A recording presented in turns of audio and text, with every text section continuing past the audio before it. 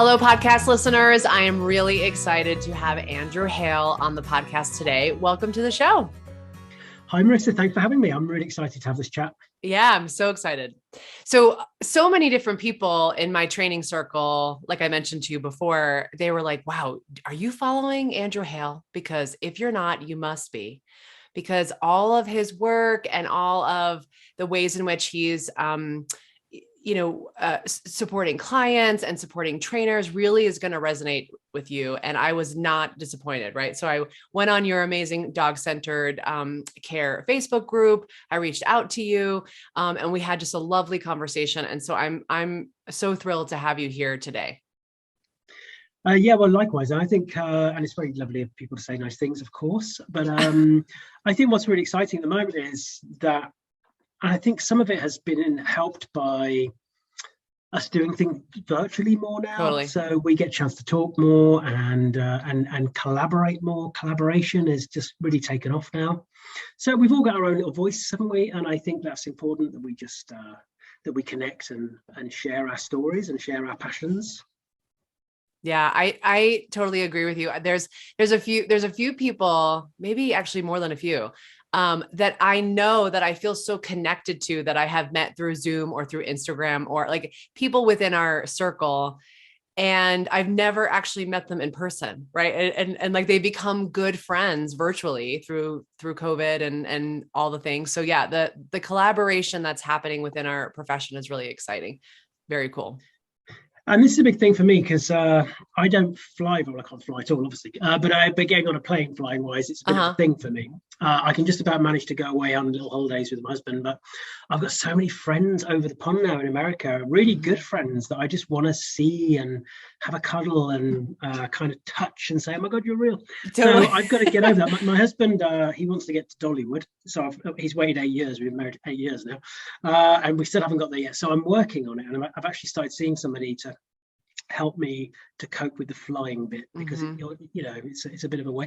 But yeah, I agree, and I think we've made these. Well, I personally have made these great relationships through virtual medium, and really connected. And in our community, I think it can be a bit lonely, right? Sometimes We're doing our thing and we're plodding along, and especially when we're thinking about things that are a little bit out of the normal narrative.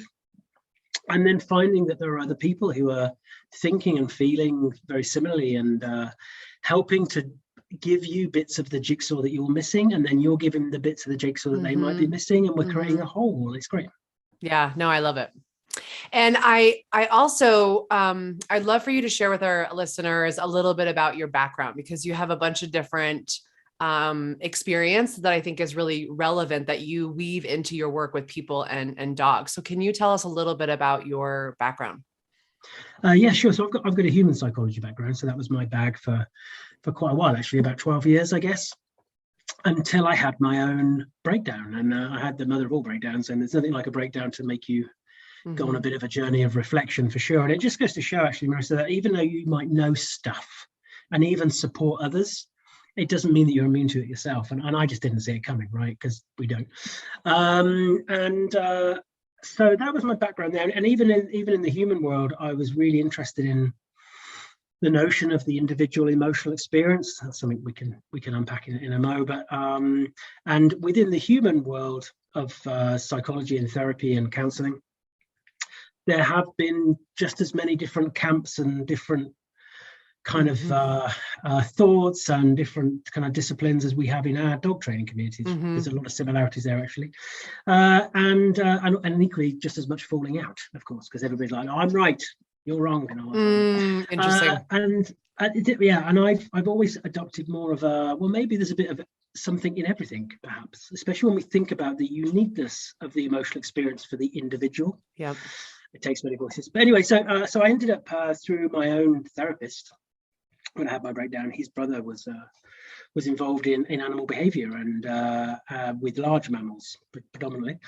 So I got connected into him, and I spent nearly 2 years just being with him. And he works exclusively in zoos with large mammals, and it was just really interesting. And he was a real pioneer of doing things in a more cooperative, kind of positive husbandry approach. So that was how I kind of came around to things. And then just because of the way my life was at the time. And I was also caring for my mother. My mother's not with us anymore, but at the time I was kind of her primary carer. So I thought, right, I need to think about what I want to do here. And I didn't realize I'd never really thought about animals and their emotional care and support needs. And there's not many gorillas or big cats around. There are quite a few dogs, and I love dogs as I have one myself. And that's not how it came to it. So we all have our own journeys, Marissa. And this is, I'm sure you find with your podcast, is just, it's interesting how we all are on that little journey to get to where we are now. And even the stuff looking back that we think wasn't relevant, it kind of is, right? Because it creates us who we are and our outlook and our perceptions and what we add value to. So yeah, so I came into dogs about 10 years ago now, really. So I've been working with dogs, and I had a very normalish routine, I guess. And it was interesting in my early time with people when I was saying a few things about thinking about behavior, drawing on from my human background, how often it was like, well, you're not working with humans now, you're working with dogs, and that doesn't really, we don't really factor those things in. And it was meeting Sarah Fisher, the wonderful, amazing Sarah Fisher, who, if people haven't heard of Sarah, it's worth looking her up and checking out her ACE Connections Facebook group, who really inspired me because Sarah said, well, thinking about the more is really important.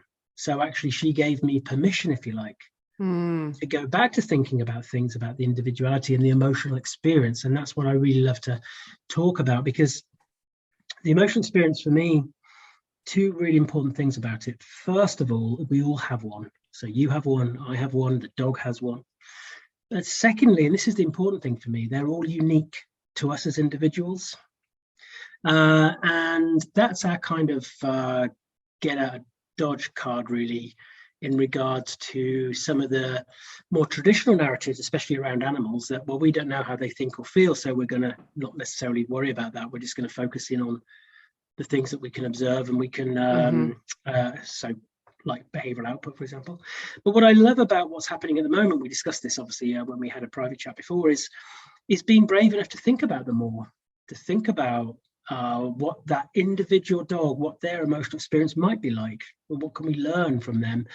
And for me, it's about being better available, trying to find ways to be better available to the emotional truth of another. It just happens to be another species. But you and I, we're the same species, but I wouldn't presume to know what your emotional experience is. And equally, do I choose to ignore that and think, well, I'll just see what I can get Marissa to do or not do? Well, of course I wouldn't. I'd be wanting to try and be more available to your emotional truth.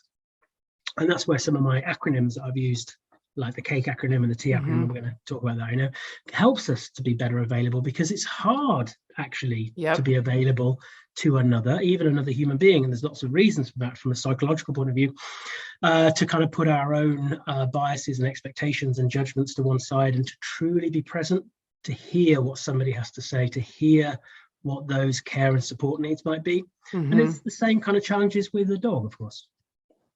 Yeah, I love that you say the emotional truth of another, because I think that that's like, gosh, that's the reason why we're here, right? To connect with everyone. We're a social species, and we want to be able to, like, we have the choice to operate from a place of like judgment and expectation and controlling others and all of that, or we can be really brave, really vulnerable, and just be curious and open and present to, like, the idea of really trying to understand what is it like for that other person without me projecting my thoughts or stories or personal experience or internal bias onto that being. And yeah, it's really hard. Like, it is a lifelong practice.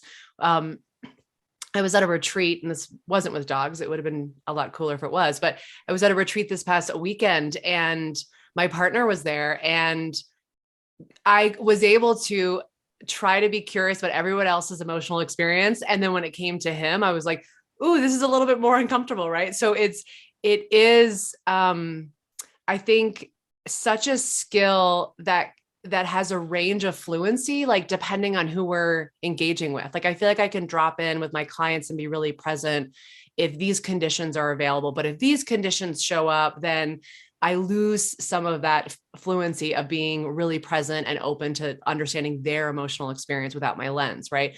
So it's, I love that you talk about this so much, because it is so critical to us connecting and being able to support one another throughout our lives in a variety of contexts. So I don't know. The way that you say it, the truth of the emotional experience of another, it's so pure and describes it in such an eloquent way. I love how you frame things, Marissa. I love the way that you said about Marissa. I love that how you use the word brave there, because it takes a bit actually to truly turn up. And I always try and pick my words very carefully when I think about the important points. And this thing about trying to be available to the emotional truth of another, there's a lot of important words there. The trying bit is the most important bit because it is really hard to. And the more elevated we are, so in other words, the more emotional we might be, the more our own nervous system elevates, the less available we can be to another. It's just the reality of it. And that's why you were saying there, you know, with your partner, with the people we love, people we have an emotional connection to, it's really hard because we hear that story. So if my husband shared something to me about how somebody might have treated him, for example, my heart rate's going to start building. I'm getting angry, right? I'm like, oh, I've got to go in and save him. And we all have our little flashing blue lights, as I call them, where we want to go in and do stuff. But that might not be what he wants. And that's the thing. So we have to learn to regulate a little bit more. And it's the same even with people we don't know. If they say something that's particularly triggering for us, based on our own experiences, it can be very difficult. When I was involved in human kind of therapy and support, which I kind of still am now, by the way, of course, you know, we work with dogs, but perhaps even more so, I don't know. But it can be difficult when you know that somebody has done something particularly from a kind of societal point of view seen as being bad. And you have to navigate that, because the whole reason that somebody's there is because they are looking to be more defined by what they're going to do differently, not wanting to be defined by what they've done. We look at this with dogs, of course, you know, especially those dogs who have maybe bitten, or dogs who have done something that society sees as particularly problematic. It's really easy to demonize, and it's really easy to define that animal by what they've done and not actually try and work out more about the truth that they have and they hold that lies beneath that. And it's the same with humans, but so it can be difficult sometimes, and that's why it can be difficult to navigate, because we're very as humans, our brain doesn't like to have to reevaluate very much. It likes to create a safe worldview that we build over time with many influences from obviously childhood and society and cultural and role models. All these kind of things define our worldview, that kind of belief system, value system. And it doesn't want to have to keep rethinking stuff, because that would be exhausting, right? And potentially not safe. Yeah. So that's what we have to recognize. But even us talking about it now helps, because in some of the workshops I do, some of the feedback I get is, well, now I know about that, I'm more aware of it. I'm aware of my own process. And more importantly, we're aware of the process of others, right? So yeah, being truly available, turning up to be available to the truth of another is difficult, because our brain just isn't geared for it very well. Our brain wants to find similarities and connections, because that's the simplest way to feel safe. But connecting through the emotional experience, for me, is the key. Because as we discussed a moment ago, we all have one.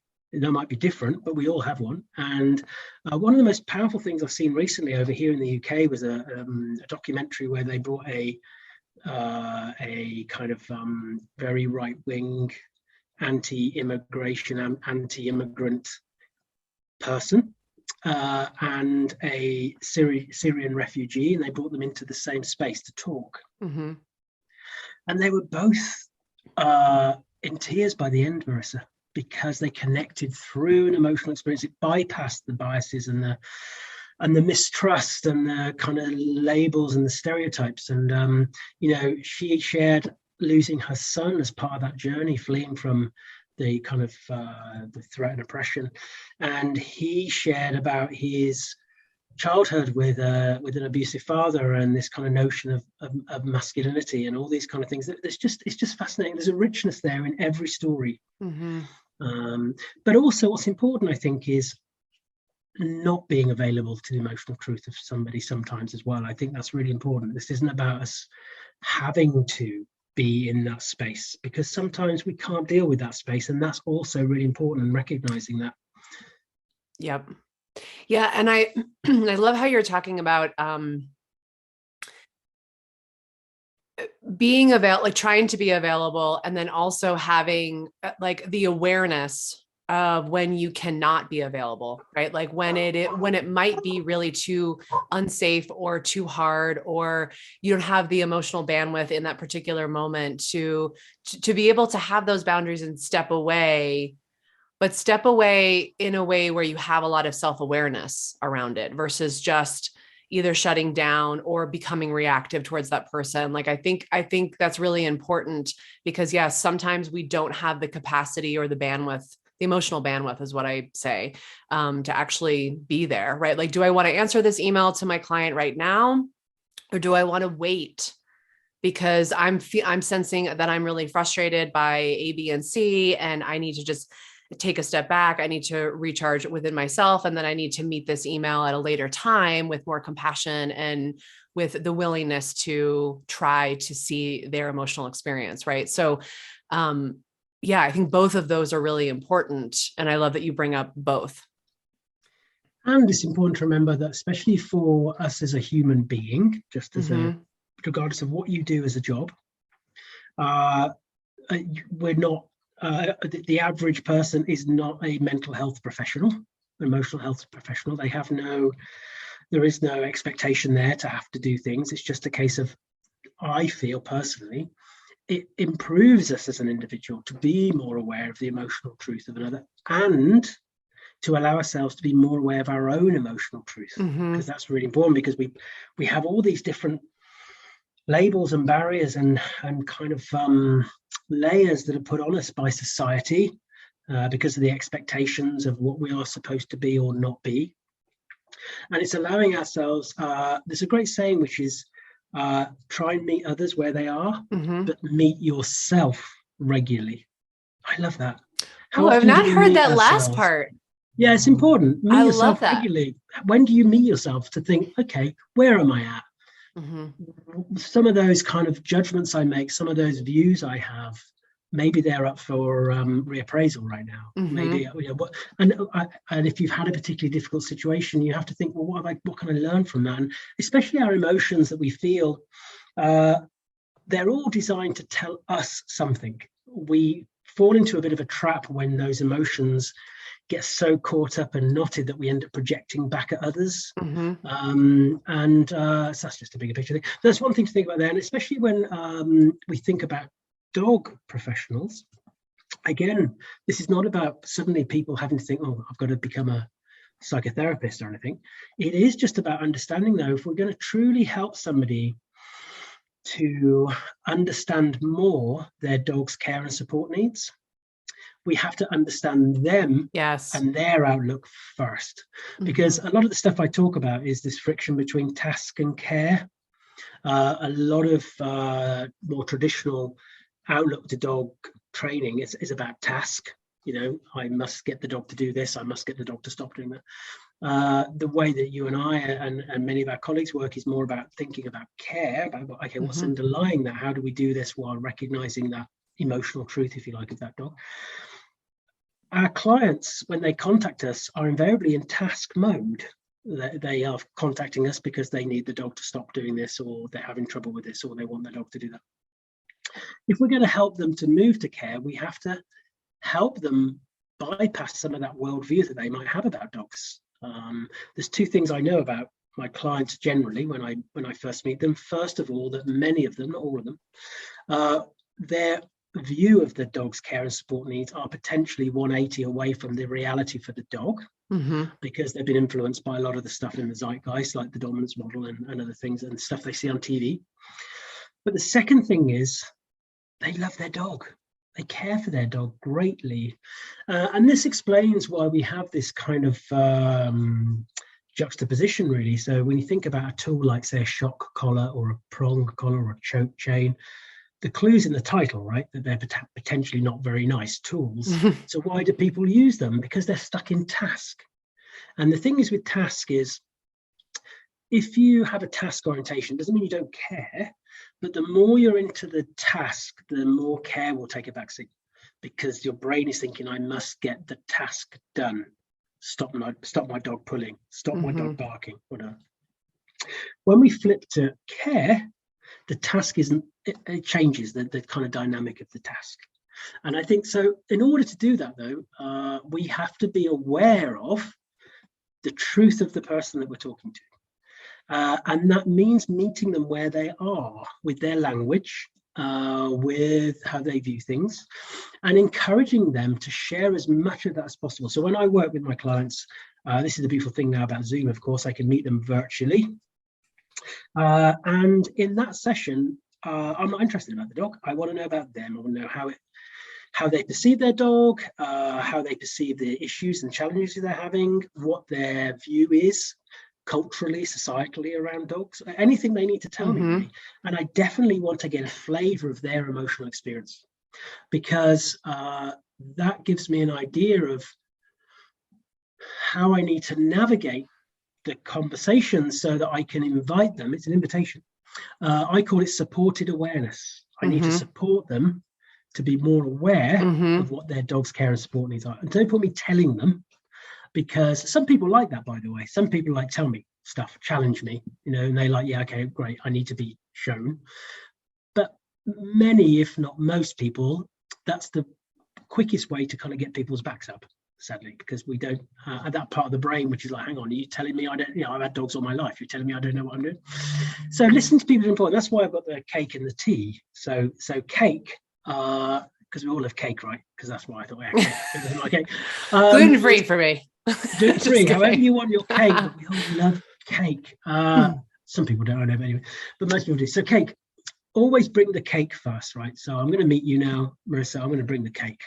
And cake is compassion, awareness, knowledge, and empathy. Okay.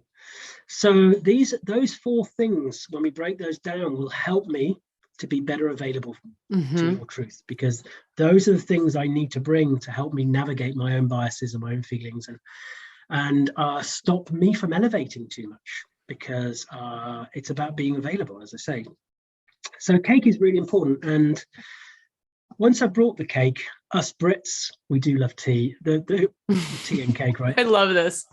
But also I couldn't think of enough words to fill coffee, right, from an acronym point of view. So I copped out there. I did try. So tea was nice thing, but tea is exactly what we need, right? The T stands for time.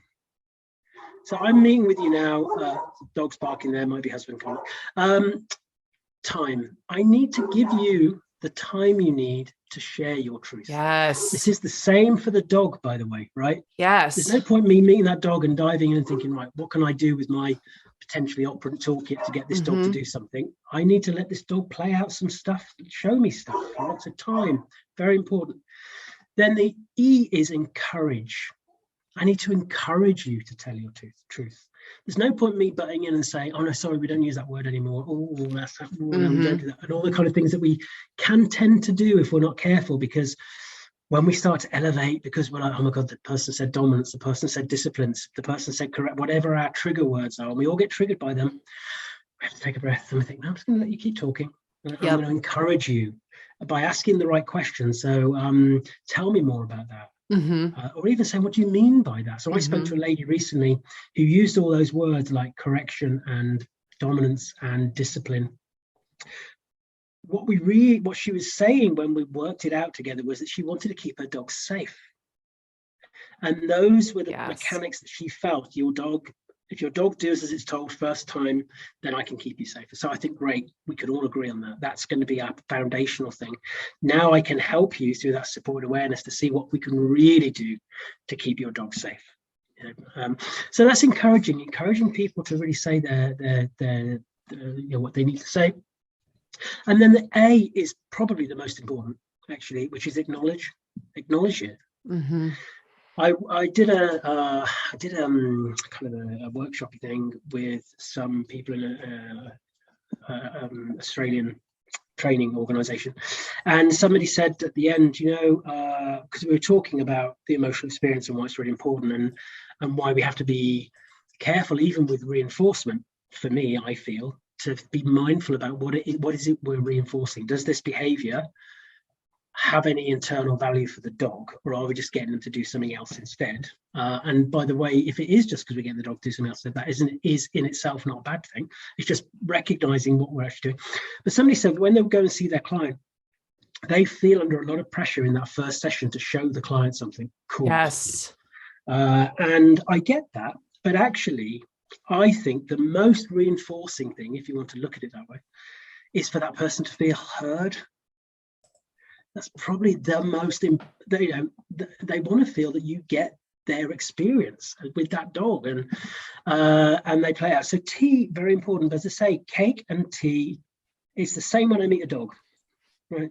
I'm going to have my cake, and dog friendly cake, and then the tea. I need to give that dog time. So when I meet a dog, then I work pretty well just with dogs who, this is how I like to frame things, struggle to navigate the social environment. That's how I see them. So that either with people or with dogs.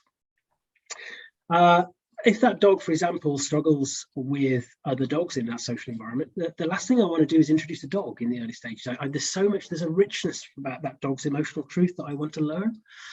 So I want to learn how they socially process me and how they process the environment, what signals of elevation there might be there for that dog. How does that dog move? How does that dog use space? There's a lot of stuff there. So if I'm going to use reinforcement, and of course I do, for me, it's better to try and reinforce stuff that gives that dog chance to better self-regulate, or that gives that dog, that has internal value for that dog, to support that for them. So this is the thing then. So when we start thinking about this, then I feel myself, and I can only talk for myself, that connecting through the emotional experience gets such good results. So when I've spoken to that caregiver then, and I've brought the cake and the tea, then I can frame the emotional experience to them in a very neutral way. So I'm like, okay, so because they've said their thing to me now, and now I'm going to say, right, this is some analogies for us. So I use some of my analogies, like the doors of the brain for processing, for example. The more doors we have open, the more we can process. The more we have a chance of having a mindful response. Pain and stress, big door closers. So we can visualize that. The good old bucket analogy for the stress system, all these kind of things. Then I can talk back to them about the experiences they've shared to me by using that vocabulary.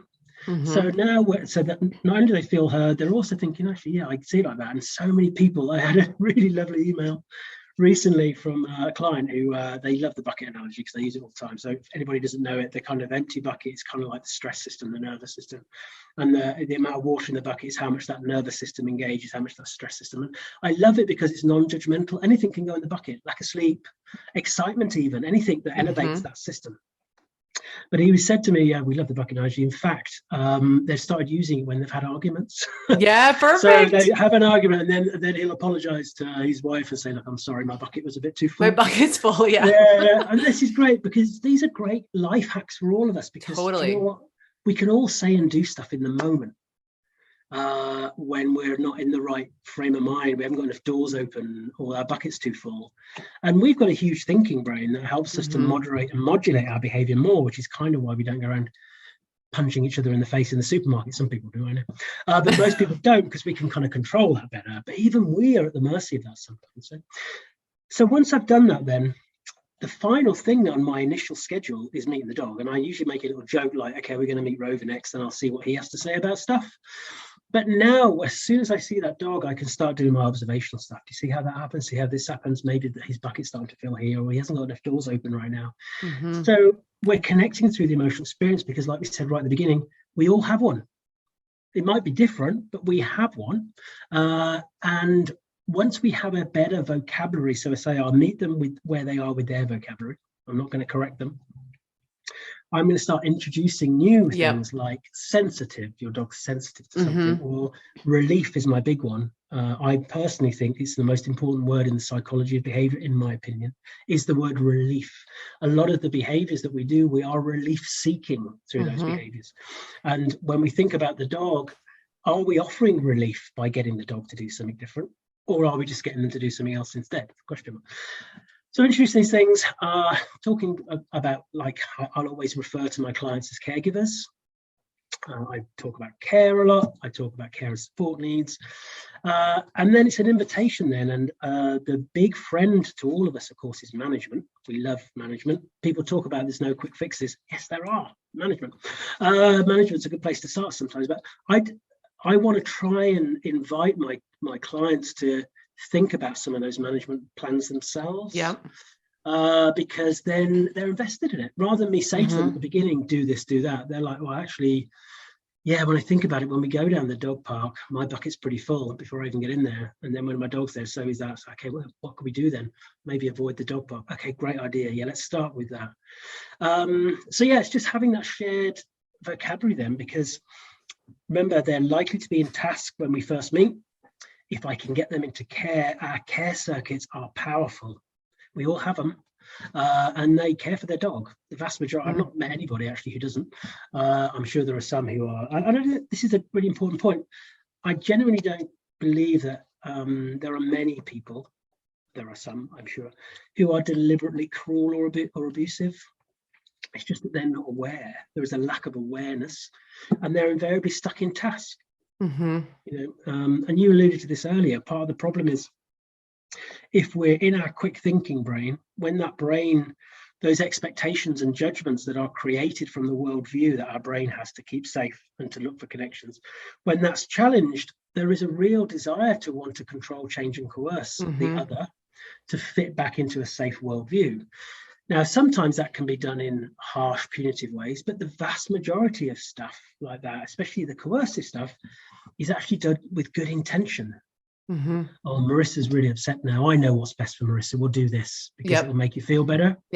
Does it? I feel it would make you feel better. And it's interesting, back in, again, therapy days, one of the challenges isn't necessarily the person who is experiencing emotional health challenges. It's persuading those around them to really be more available to those emotional health challenges and not try and project what they think's best for them. Yes. Well, and so I have like a million things to say, and I'm like sitting here jotting notes. I don't normally do that during a podcast, but I'm like, oh my gosh, amazing. I'm reading, speaking of that desire to make somebody else feel better or fit back into the mold so I can feel better. This idea, I love that you brought up relief, because I wrote that down, that I think we get stuck, or I can speak for myself, I get stuck in task mode versus care mode. I get stuck in task mode because I want relief from something, right? I'm feeling something. I'm feeling embarrassment about my dog. I'm feeling like I'm less than in front of my client. I'm feeling, who knows, fill in the blank, disappointed about my partner or a family member. And then I go into, okay, I need to organize the environment, and so that I can get access to relief from whatever feeling I have. Right. And so that reminds me very much of our clients when they call us, like, whoa, I need relief from A, B, and C behavior concern. And what is it that I should do? Right. I need to do something. I need to do a task in order to get that relief. And that task, like, I get why we want to go there, and yet it is not the most holistic framework. And I love that you're giving specifically professionals the permission to drop in, and instead of just jumping to the task with the client, you're asking professionals to sit back and listen and give the client time, give the client space, right? Understand their emotional experience. And I think that that's really critical for all professionals to hear, because many years ago, I heard at I forget, I was at a conference, and there was a whole conversation about just walk in the door, start training the dog, stop talking to the client. And I felt like wholeheartedly against that. I was like, maybe it's because I like talking to the client. Maybe it's because I don't want to just go in and like start fixing the dog in quotes, or like showing them what to do. Like, I felt just a huge resistance against that. And so then I felt like I was not doing my job appropriately when I would go in, create a space with my client, sit and talk, try to understand what learning history and what language and what perspective they're bringing into it. I always felt like I was doing it wrong. So I love that you're, and there might be some trainers that disagree with us, right? But I very much appreciate, and I think my clients appreciate, when we can come in and sit and like meet them in terms of where they're at emotionally. And because I feel like that task always changes. Like I go into a client session and I'm like, ooh, I know what they want because they sent me a little email, or I had an initial conversation with them briefly. I go to the initial consultation, that those tasks are no longer like relevant because I've learned so much about what the client actually truly needs or is willing to do. And then my tasks shift, right? And it shifts based off of what the client is willing to do. And like you had said, like you love when the client collaborates. Like the other day, my client was like, oh, you know how I can do my apartment setup? I can do it this way. And I had a moment where I was like, ooh, but I didn't tell her how to do that. And then I'm like, wait, but like, I had a moment where I was doing it wrong in quotes. And then I'm like, no, this is actually what you want to happen. You want to be able to empower your clients to think on their own and to be invested and be able to provide part of the plan. So, because it's their life, right? So there's a few different things there that that as you were talking made me think about, like giving trainers permission to really sit and talk to the client. And I love that you said earlier, like, it's not like that all trainers now need to become a psychotherapist. They need to go back and get their master's degree and doctorate and all that. It's more, I mean, they can if they want, right? But it's the tea and cake to me are just skills that we should be doing as human beings, right?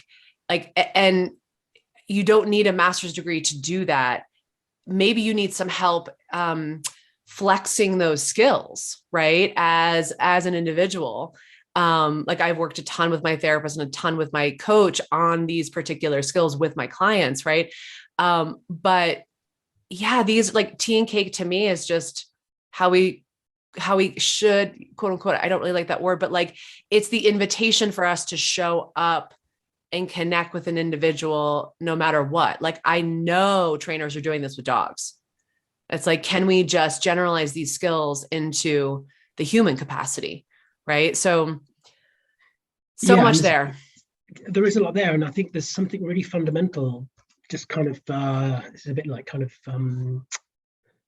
thought ping pong, because you said loads of stuff there that I'm thinking about now. And I'm thinking, right, okay, but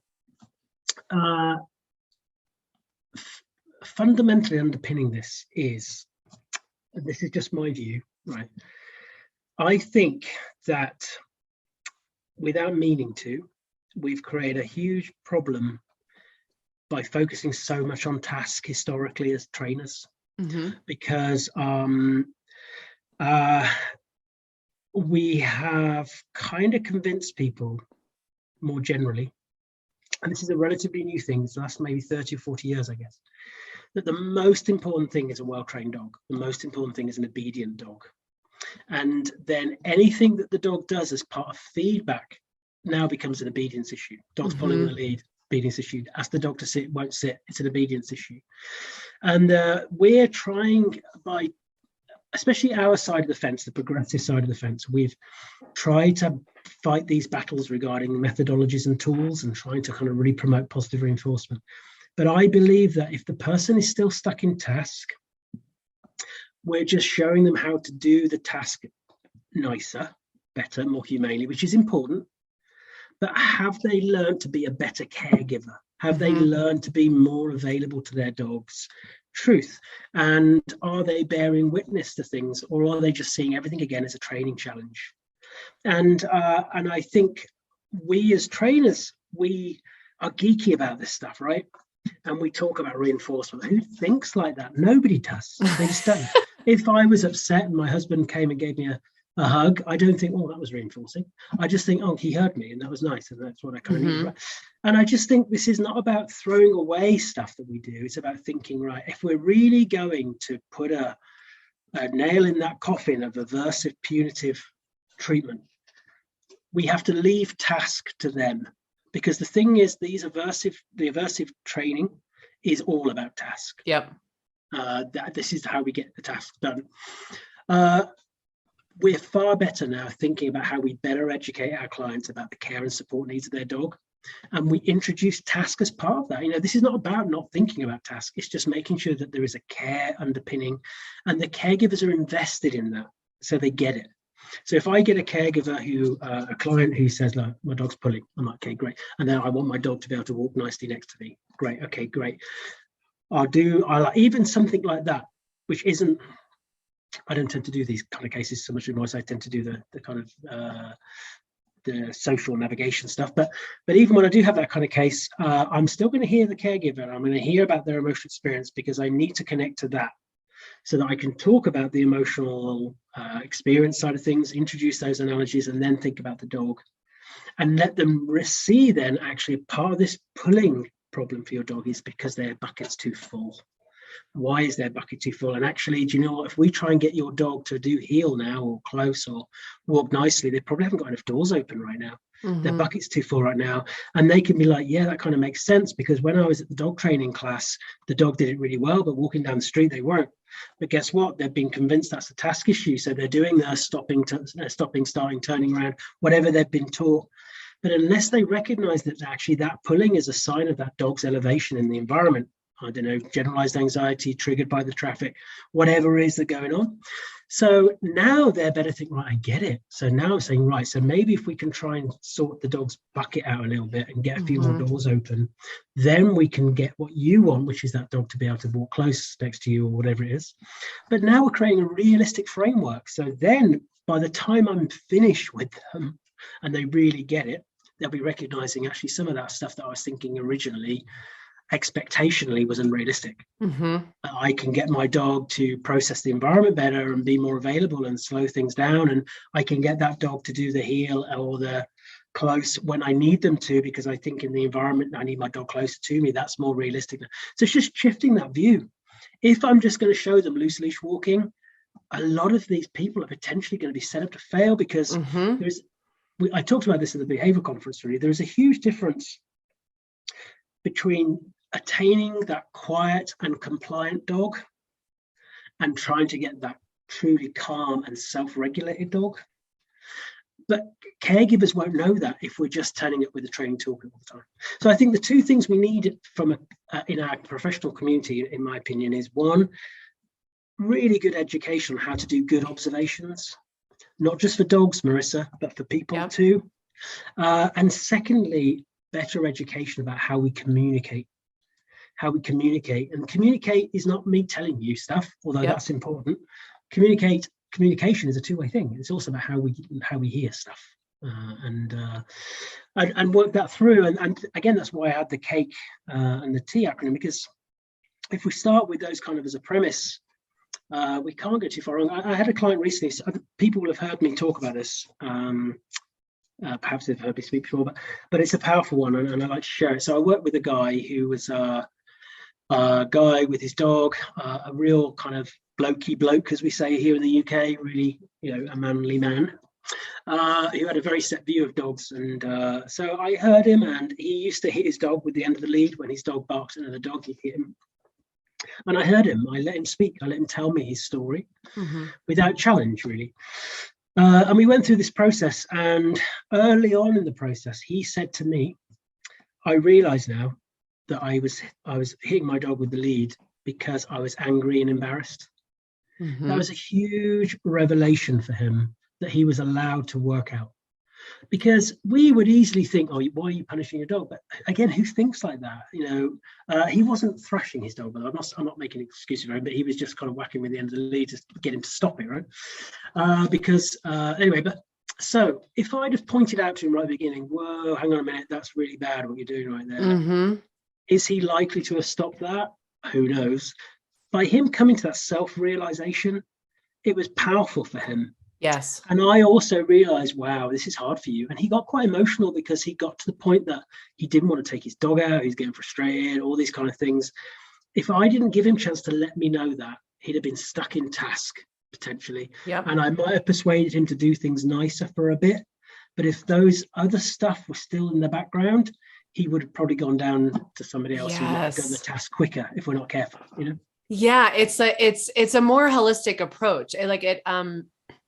My coach calls it like, she's like, you're trying to help your clients undo their own thoughts through compassion, right? Like, I love that you gave two examples of people coming to their own realization, because that's going to stick, right? Versus us saying like, well, actually, we don't use those words anymore. And actually, well, I'm going to ask you to remove those tools, or, right. Like, that is not a lived experience for that other being. And so I love that they're coming to their own realization. I had a client once who I adore. She said to me, Marissa, I appreciate that you were able to teach me like reinforcement strategies and timing and rate of reinforcement and how to hold the leash and all these like tasky technical things. She's like, but if you didn't help me unravel some of my thoughts, like some of my really like sticky thoughts about my dog and about what my dog should do and about what I should be doing, she's like, honestly, they would have popped up. It's like, I held them down underwater for a little bit, but they would have popped up somewhere else. And then she's like, I would have been looking for the next task to fix that new problem. Right. So to me, it feels so holistic in that I'm not just coming in and giving you advice and like telling you to do A, B, and C protocol. That will be part of it, but it's a part of it. It's not the be all end all of what we're doing with our clients. And I think that is, it's just more holistic. It's more sticky is the word I'm keep coming to. It's like, it's more sticky for the client. Like can actually go, oh, I get this now. I'm going to make some behavioral shifts because I actually internally, cognitively get why we don't want to go this route or why we do want to go this route, and so on and so forth. Right. So I think that's so powerful. Like, what an amazing experience for our clients. And I love, again, how you frame that, because that's the whole point. I think people become more invested. If we start thinking about self-regulation with dogs and behaviors that have internal value and all these kind of things, we have to think about the caregiver as well, Mm-hmm.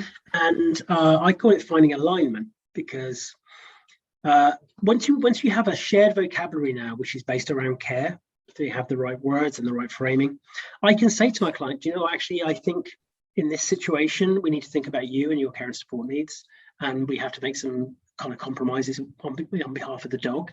So we're going to do this, which might not be the best thing for the dog right now, but it's going to help you. It's going to help you feel safer. And I can frame it that way so they understand why we're doing it, and recognize that once that's in a situation that's that they're feeling it and they're able to cope, then we can move the dog on a bit more. And there's always a two-strand approach here, because it's very easy just to focus on the dog and getting them to do things and whatever we're doing as part of a protocol or a plan, and not recognize how easy or hard that caregiver is for that, how vulnerable the caregiver might find themselves in some of those situations. And sometimes, actually, when I meet a caregiver and the dog, I think, wow, actually the caregiver's care and support needs are probably greater at the moment for many reasons. So what can we do there? What relief can I give there? And we don't have to go in and change everything overnight. We have to think about the thing that has the best route through to give long-term changes. And what I class as best outcomes. And I think not the perfect outcome, by the way, it's the best outcome that we can get with this kind of connection. And one thing that's really important point is, as we learn to become better available to the emotional truth of another, we must also be better at recognizing we're not responsible for it. Oh, that is a mic drop right there. There's a lot of times where I walk into my client's home and I'm like, Marissa, you don't need to solve this in this hour. Like, you don't need to take this on. Like, your worth is not connected to whether or not you solve this issue that's been going on for 3 years. Like, please leave it at the doorstep and go in, because speaking about thoughts, right? Unraveling thoughts. I have so many thoughts about myself as a trainer that I'm carrying in that muddy the whole session, right? So I have to, not only do I need to be available to the emotional experience of my client and the dog, I also have to be available to see the emotional experience of myself. And I do a check-in before I go and meet with clients, because I'm like, what are you carrying into this session that could potentially muddy whatever it is that we're talking about? Or you might start like, I know that I'm feeling insecure when I start to fill in and talk too much. I'm like, ooh, that's a really good sign that I'm like feeling like I didn't do enough, quote unquote, for this session. And I'm talking too much. And because I want to give them more stuff, because I want to make sure I'm valuable. Right. And so, yeah, being able to say like, it's a long-term change over time. Right. And that we don't need to solve it today. And that being able to check in with ourselves, like, gosh, that's such a gift for ourselves in terms of like boundary, realistic expectation settings, but also it's a gift to our clients and the dog too. Right. Because we owe that to everyone involved. You know, and everything you said there really resonates, and I love that thing about, because we've all been there, right? We're thinking, right, oh, this thing went very well, right? So I've got to really say loads of stuff now to totally make the person think that everything's going to be okay. And actually, sometimes the best thing to say is, God, that was really crap, wasn't it? Mm-hmm. You know, that was really difficult, wasn't it? And for me, it's about front loading. If we turn up to do task, guess what task ends up leading to disappointment and failure sometimes, because task involves a goal. Mm-hmm. And then the pressures that come with it. When we turn up and thinking care, for me, it's that supported awareness.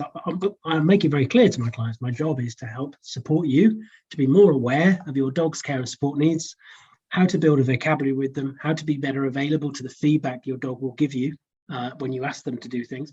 That's my job. That's my role there. I'm not there to fix stuff. We talk about, you know, not fixing stuff, and yet so many, and we all do it. I do it myself sometimes. So because you feel I've got to fix stuff, mm-hmm. but we have to just take a breath and think, actually, no, that's not why I'm here. And mm-hmm. there's been a lot of pressure on colleagues. I see a lot of stuff from quite high profile people putting a huge amount of pressure on outcomes on the shoulders of the professionals. I think it's unrealistic and unfair. You know, there are too many variables there for us. We don't live with that dog. Yep. We don't know what goes on behind closed doors. We can't be responsible for outcomes. We're responsible for supporting the process that we're there to do. And I think this is just how we've got to think about things. It's easier when you're in a task mode, training mode, to kind of feel, okay, that's what I'm responsible for. Here's the task. Here's your training plan. This is what you got to do. But as we've discussed for this whole hour, what are the issues there? As I say, as a society, especially here in the UK, might be the same in the States, the general public have been convinced that the most important thing is an obedient dog. The most important thing mm-hmm. is a trained dog that does as it's told. And we've ended up, you know, we used to have children should be seen and not heard. We've had women should be seen and not heard, for sure. Mm-hmm. We've ended up with dogs should be seen and not heard. Mm-hmm. And this notion that dogs do what works for them, I see that a lot as a meme. We've got to be careful, because we've kind of ended up that dogs do what works for us, not necessarily what works for them, right? But I think what I've found is with caregivers, actually, they're less resistant to some of these new conversations, actually, Marissa, than some of our colleagues, because they do care for their dog. And actually, a lot of them are like, well, I kind of felt that my dog might have been a bit anxious or nervous or that was struggling, but I've been told by the trainer or the guy on the telly, it's usually the guys on the telly, mm-hmm. That I need to do this. And actually, so there's been a breakdown there of thousands of years of great communication between human and dog. It's kind of been undone a little bit by only mm-hmm. allowing one way of that communication. And yep. This is a shocker, guys, folks out there. Everything we ask our dog is a request. We can call it a command if we like, or a cue, whatever it is. But it has to be a request, because whatever we ask, we've got to give that dog a chance to give a reply. And that might be, I can't right now. And that shouldn't now be an obedience issue. We shouldn't think, oh, I've got to ramp up the reinforcer. We've got to step back and think, well, hang on a minute, what is that dog saying before I go diving in with ramping up anything? because there can be so many things that dog needs in that moment, and maybe they could do that in a bit.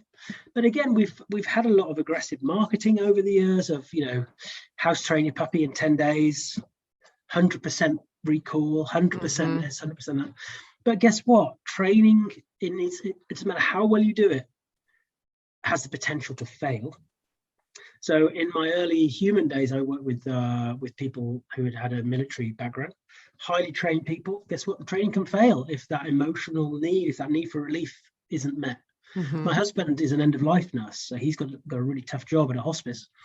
And situations can get to the point where even with great training, things don't quite work out because you get overwhelmed with situations. Care very rarely fails, actually, having a care and think about things. And expectational stuff, the expectation should be on us as owners, caregivers, not the dogs. The expectation is on us to work out who our dog is, give them a chance to tell us. We've got Molly, who's 10 months now, she's growing up. The expectation was on us when she first came to learn from her. She had a lot to tell us. She came at 14 weeks, 15 weeks or something like that. She'd already had 2 homes. The expectation was on us to learn from her first. Who is this little individual, unique entity? She happens to be a Labrador. That tells you a little bit, right? We know that she might have certain traits. She happens to be a dog. That tells us a lot. We've learned a lot about dogs. But she is a unique entity, Molly. Unique. There's no other one like her on the planet. And she had a lot to tell us, and we learned from her first. So we were able to do things. And during that process of allowing her the time she needed to do a lot of the experimental learning she needed to do, without us interfering with a lot of the structured stuff that we tend to throw in early on, the expectation was on us to allow that to happen in a safe space. So, all the kind of things we hear, but what happens in this situation? What happens in that situation? Especially some of the kind of scary stuff, about, well, if the dog can't do that 100% thing in that situation, they might get run over or they might do that. We have to start asking questions about the situations the dogs are finding themselves in the first place. We just have to get that. It's all about getting the right balance. We've got to shift away, in my opinion, from this notion that the only thing that's important is an obedient dog. It's important to have a well-trained dog. It's important. But more important is for us, rather than teaching caregivers how to train their dog, we should be really focusing on helping them to be the best caregiver they can be to their dog. And I think that's the shift that we're seeing now, of course. And it's quite an avant-garde movement because we need people who have a lot of knowledge and expertise to input. But actually there is room there for the anecdotal stuff from the caregiver as well, because they know their dogs really well, Yeah, it's, I'm thinking about like, gosh, it's such a, when you said 100% recall, or it's fancy marketing, right? It's fancy marketing to play on the desire for fixing a problem, right? Like the client has a problem, they need relief from that problem. Let's give you marketing strategies that feel task oriented, right? Like what we're saying is we're fighting against something that like our culture and society is really, really good at being like, okay, there's the quick fix, grab it, go buy the course, buy the trainer, right? Like it's versus saying, actually, we're going to take a step back and do this in a more holistic way. And you're actually going to grow as a human being throughout this whole process. Like that, I think is a little scary for some people. And they're not really interested in that whole process. And yet I don't see it happening any other way, like me personally. Right. So, I'm trying to think like, what is how do you market to people what they think, what is it? We, market to people what they think they want, but then we provide something that they never knew they needed. Do you know what I'm saying? Yeah, totally. Because we are fighting against like some really sexy language. And this is a bigger topic, and it's probably above my pay grade, I think, because I know, me too. Who know more about these things, and there is an argument again that how we pitch ourselves has to be meeting people where they are. I think that's great. There's a level of awareness for the professional that they're doing that though. And there are bigger points here. So in my workshops that I do, the first thing we do is look at and dissect and challenge the good to bad continuum that we've all been indoctrinated in, that we didn't even know we were indoctrinated in, whether that's through going through school, societal expectations. And it seems right, doesn't it? Well, that's good and that's bad, and we should reinforce the good, and we should either ignore or punish the bad. That makes sense. But the big question that we have to ask is, who decides what's good and bad? That's the problem. That is the problem. And that is the problem. And when we start thinking about behavior as an expression of need, behavior as an expression of self, behavior as a relief-seeking exercise, these are important for the individual. There's a great quote by Candace Pert, who her book Molecules of Emotion is a great book for people if they haven't read it, seen it. She was a neuroscientist who discovered the opiate receptor. So she's a real die-in-the-wool scientist. And she says that science doesn't like what can't be measured. And they're classed as the non-things. And we kind of ended up with that indoctrinating a little bit. We can't know that, so we'll just focus on what we do know, increase in behavior, decrease in behavior. But she goes on to say, for the individual, those non-things are everything. And I think part of this discussion that we're having right now, and I don't have the answers to a lot of the stuff, is actually for that dog, their emotional experience is everything, actually. And we've got very good at the how. We're now thinking more about the why. And there are bigger topics here. So that good to bad continuum thing is one thing. And then also society generally, who doesn't want control, right? The dominance model is very alluring. That's why it's hung around so long, because it kind of fits this notion of control and being to dictate the behavior of another and being the kind of judge and jury of that, and having a nice framework with it. So there's a lot for us to have to think about doing, and we just have to think about the best ways we can do that as individuals. It has to be authentic for us. I'm quite lucky being as far as locally, where I do my in-person stuff, people kind of know me and what I do, and people look for that, which is easy. But I think as a community, though, we have to start thinking, maybe we just need to think about moving away from task and moving to care. What does that look like? How do we change a few words here and there? How do we soften things and change and shift things? Because these things are a gradual thing. Say 20 years ago, the Marissa and Andy chatting about this new movement of reinforcement training, they'd have been having the same discussions, thinking, well, hang on, how are we going to move people away from this? Because this is what people do. But guess what? We've kind of done it. It's happened over time. It's gradual.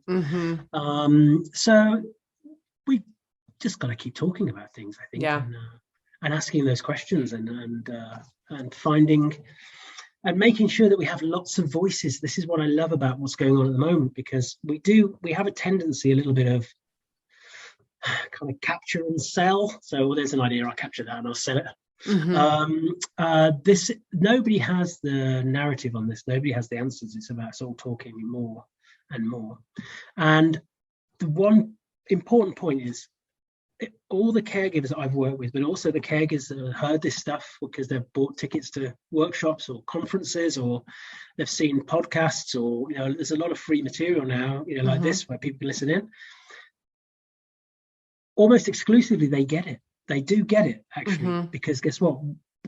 We all have an emotional experience, so we kind of know, actually, that kind of makes sense, and maybe that's a different way. And it's a relief, talk about relief, for many of the people that I work with, because they didn't want to kind of be doing stuff that way. They want to do it differently. Yeah, I've spoken to a lot of trainers about how I work with clients and what their struggles are. And a lot of professionals are like, oh, wow. Like, yes, I didn't want to just go in and run through a bunch of drills or exercises. Like, I want to be able to connect with the client, connect with the dog in a really meaningful and deep way. And so that's why I loved earlier in the beginning of the show, that's why I really reiterated that, like, hey, all professionals listening, right? Like, you have permission to drop in and connect with the client. And there are some trainers that don't want to do that, and that's totally fine. And they set up their business in a way that works for them. But if you have the desire to do that, like, it's available to you. You're not doing anything wrong, quote unquote. Talk about bad, good continuum, right? You're right there. There is no right. I think this is really important because definitely with any of the stuff I do from an educational point of view and the kind of discussions that go on in the dog centre care group, I'm really passionate for people, professionals, to take the strands that they need for them where they're at now. We're all evolving all the time. I look at dogs that I saw last year and I wish I could see them now, because I think I could have done better. Totally. And but the dogs I see now, I'll be thinking the same in 12 months' time. And so we have to take the strands, and there's a bit of absolutism that goes on. And I get that because of people's passion. So people are like, you must do it this way, you must do that. It's only because they're very passionate. But it can put people off a little bit because they, well, I don't want to do it quite like that, or I don't want to make that big leap. But it's just taking those strands and those threads and thinking, right, so I've heard Andy and Marissa talk today. What does that mean for me? What do I take from that? The one thing I really would invite everybody to think about is the emotional experience is everything, really, because it's all we have. And for us as individuals, we can only really validate and take ownership of our own. And actually bringing the cake and tea to that chance to meet ourselves first is a great place to start. Because this that saying about meet others where they are, but meet yourself regularly. I hope people will meet themselves today and think, okay, let's bring some compassion for myself. Let's bring some awareness to myself. Let's get some knowledge and some empathy for myself. Give myself time, think about things, because it's important. And I think one of the other problems with a very task-oriented approach is I feel that is where a lot of burnout comes from, more so than care in a way, because if we turn up and we have to make sure that task is completed somehow, and then guess what, we're not living there all the time, we don't know whether the homework's being done, all these kind of things, it can be really difficult. And then because that hasn't turned out how we saw it, we then start devaluing ourselves as a professional, because that trainer down the road on their videos that they show on Facebook, and guess what, folks, they only put the good stuff on Facebook. They're doing it all the time, and I can't do it with this dog. And because of negative bias, you could see 9 dogs and get the task, and 1 dog that won't. Your brain will think about that 1 dog. So if we turn up with care as our first port of call, that's really important. And recognizing that, we can't be responsible for outcomes and all the time, as our main thing. And there will be some clients that, regardless of our best attempts, we weren't the right fit, and that's okay. It is okay. We've all worked with clients who weren't ready for a message now. And then they go round to the roots and they go to other trainers and and then they come back to us, right? Because they're ready now. But guess what? It's exactly the same with them. There's always 3 types of people. This is a good kind of place for us to kind of come round to, I think. And it's worth remembering this. This was the same in human therapy. It's no different to when we're working in supporting people with their dogs. There are those who are totally there and they're ready for it. They're the best clients, right? Because they get it and they already have a connection and they want things done. You have those, the other side of that, who's their worldview, those kind of biases, those kind of belief filters are so fixed that they can't get the message right now. And then you've got those in the middle who are open, and those who aren't ready for that message right now. They might be in 12 months' time. Once they've got enough, we're all, as we are here right now, we are all the results of everything that's happened to us in our lives, right? Which keeps shifting and changing that kind of perception. Perception is everything, Marissa. Whilst we share a lot neurologically and physiologically, our perception of stuff is what's important.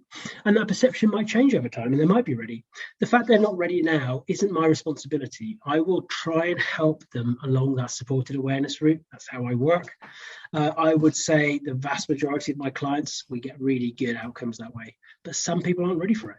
But it's that bulk in the middle, that we need to really focus in on, because saying and doing the right things, delivering things in the wrong way, we can lose them. And that's a shame, because they're waiting to have that new awareness if we help them. So it's important to remember. I love that.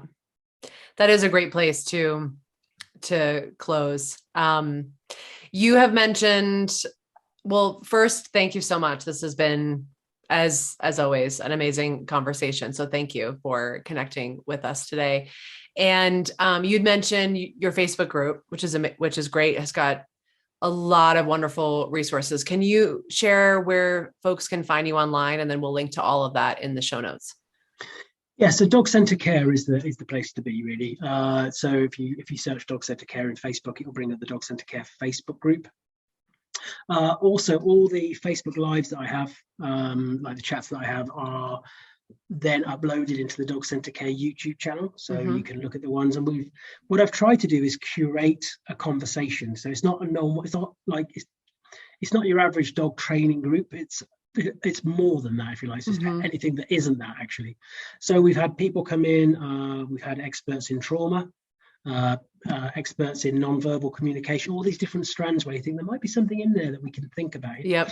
As well as some amazing names like Sarah Fisher and Krisha Stewart and Kathy Murphy and Kim Brophy and others in there. Also, you can find the Beyond the Operant conversations that myself, Kim, and Kathy have had in the YouTube channel as well. And the good thing about the group is I've got my own post I put in there, the people share their own, but it's the posts from caregivers I love the most. So these are people who have perhaps gone down the kind of train more route, which for their dog wasn't the answer. The answer for them is, and they had to learn this themselves, is actually I need to start listening to my dog more. I need to try and be more available to my dog's truth because something isn't working here. And it's those amazing anecdotal testimonies that give us something that adds to the richness of this discussion. And I think that's really powerful. I love that. Yeah, it's an amazing group, and we will link to all those resources in the show notes. And the Beyond the Operant conversations, that's when I first met you. That's when I first listened to you, and I was like, yeah, like I just remember the first Beyond the Operant conversation I had it on in the background. I was just like, yes, and yes, and yes. So we will definitely link to that because they're amazing resources. So, but thank you so much for being here today. Appreciate, you had mentioned to me that you appreciate how I frame some things. I appreciate you because your acronyms, the words you're using, like you're able to provide a little bit more framework for my brain, right? To see like, how is it that I truly am aiming to show up with my clients. So I appreciate all the work that you're doing and the framework that you're offering professionals and clients. So thank you. Oh, thank you for the opportunity. And I think, having these kind of spaces, it's just so valuable, Marissa, and your podcast, and giving people that kind of richness. We ended up almost ring fencing conversations pre this style of setup, and now it's becoming a more open access for people, and they can hear things. So thank you so much for the opportunity. I really appreciate it. Thank you.